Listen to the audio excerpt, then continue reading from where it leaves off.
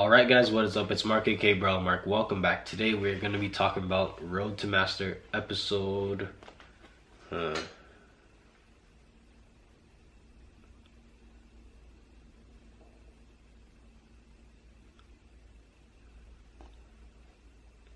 Okay, today we're going to be talking about Road to Master episode 4. I don't know why it wasn't coming to my head. I was trying to count them. I'm like flank, general tips, support, and now we're at Frontlines. Cracks begin to show.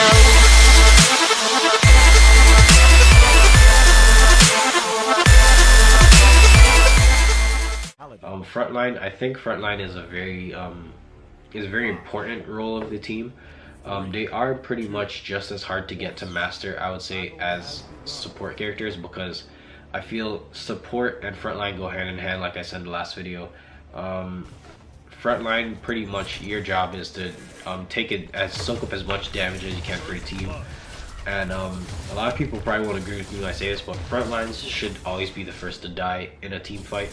And the reason I say this is because your job is to pretty much defend your team and make sure they stay alive as long as possible, because everyone else should be doing damage.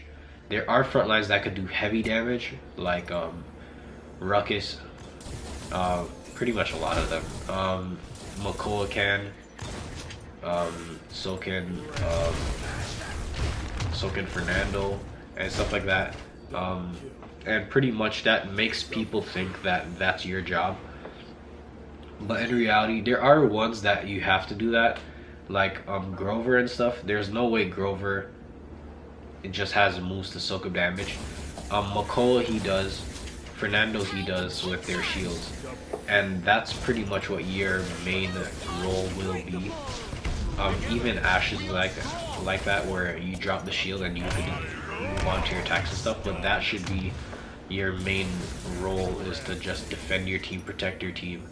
And the thing is, you're supposed to have, when you have good support, which is what I said, hand in hand, your support will be there to support you the whole time that you're there. So when you drop your shield as Fernando, if someone's behind you giving you hits, your healer, or even if no one's behind you but you've taken damage, now you threw up your shield, your healer should be there to drop some heals on you.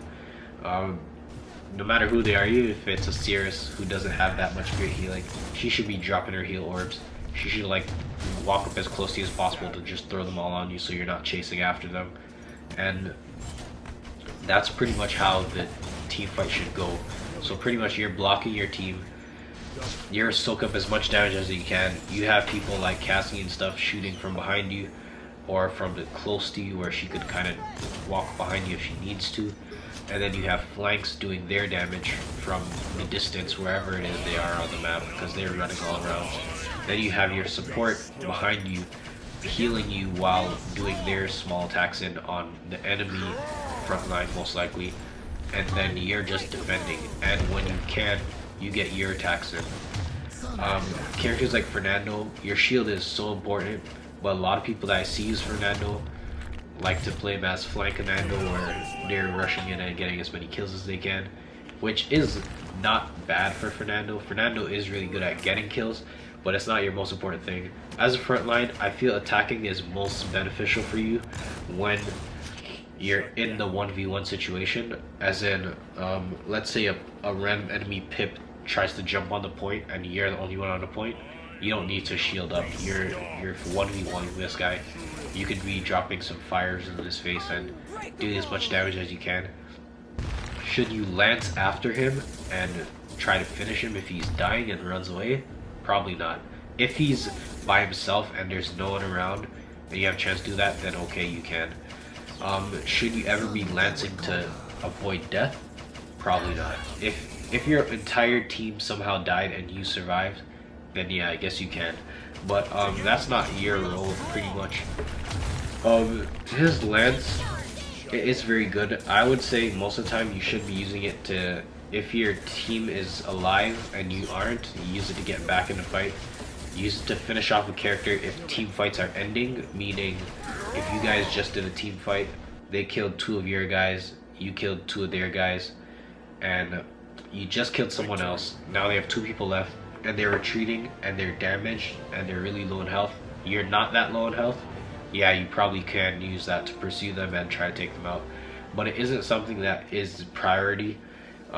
If you're in a team fight, like you guys are all fighting and one guy runs off and he's almost dead, unless it's probably who everyone should be prioritizing, like let's say there's a Mave who's causing a lot of trouble for your team, you shouldn't be chasing after them to try to kill them. You should just leave them, let them escape, and just continue to face that battle that you're facing. Pretty much most characters, when they try to run away, they aren't going to be that useful from a distance. So there are some characters who still can be, like let's say, I guess the best example of this, let's say, would probably be Strix. If he turns invisible and you don't want to waste shots guessing where he's going, he can still be dangerous from a distance. If he walks a decent way away from the fight, especially if he has increased speed while in stealth, he could walk away and then snipe you guys from a distance and still be a lot of trouble. So would I pursue him in that fight? It's not really your job to. Your damage character should be trying to guess where he is. Your flanks should be trying to chase after him and things like that. And that's what people don't understand when they're saying roles. When I say you shouldn't be going to finish someone off, that's not your role, if that makes sense. Someone should be going to finish him off. A flank should be going to do that. A damage character should be trying to get their poke set from a distance. If you have Canessa that's sniping, she should be trying to finish him off. But that's not your role. Your job as Frontline isn't having gold in kills. You're supposed to be having gold in damage received, damage taken, damage soaked up. And that's what a lot of people don't understand. So there are roles in these kind of games, like MOBAs and stuff like that. And you can get kills and stuff, and that's okay. But that shouldn't be your priority. I think this is going to be a shorter one. I don't think there's that much to talk about. The only front lines that I would say don't really fall in this category are probably Inara. Inara, she can a little bit, because she can soak damage and stuff like that. But she plays a little more support-like, where you kind of want to be evading too. Like, you don't want to be just that character who's can be like a McCall, or can be like a Ruckus, or can be like a Fernando, where you're soaking the damage. She can soak a bit of damage, but then you want to be dropping your heal on yourself, and you don't really need to rely so much on a support to heal you either, because you can support yourself a bit. And you want to be dropping walls to be not to be blocking your team from attacking. That doesn't make any sense. You want to drop it if there's 5 people, 3 up here, 2 down here. You want to be dropping it dead center. 3 of them are blocked off from the fight. Now it's 2 versus 5, and you just wipe them. So Inara, she's more supporty. Terminus is more offensive as a frontline.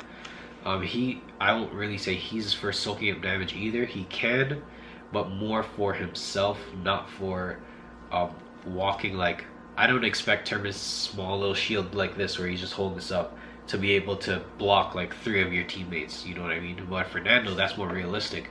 He can block himself, he can block their support, he can block a damage character behind him, and you have that kind of frontline who's protecting your team.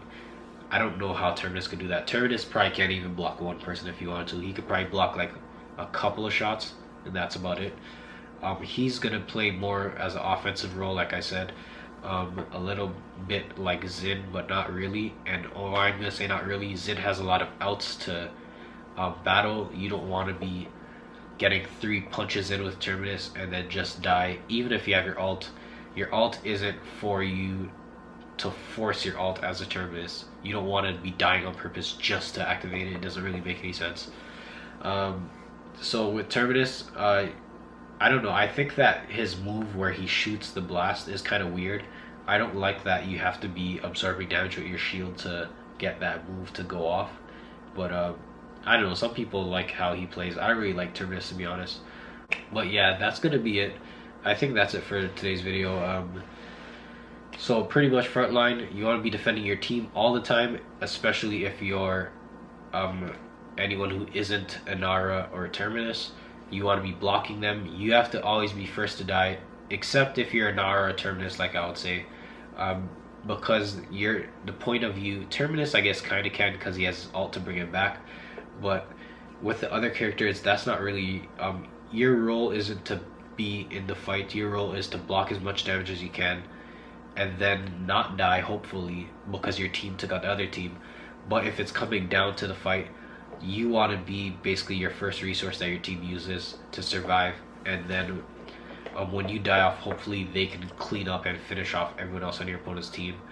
But that's going to be it for today's video. Hope you guys enjoyed, and I'll see you guys in the next one. Peace out. I finally got a video to 1,000 views, and I've never had that before, and it means so much to me.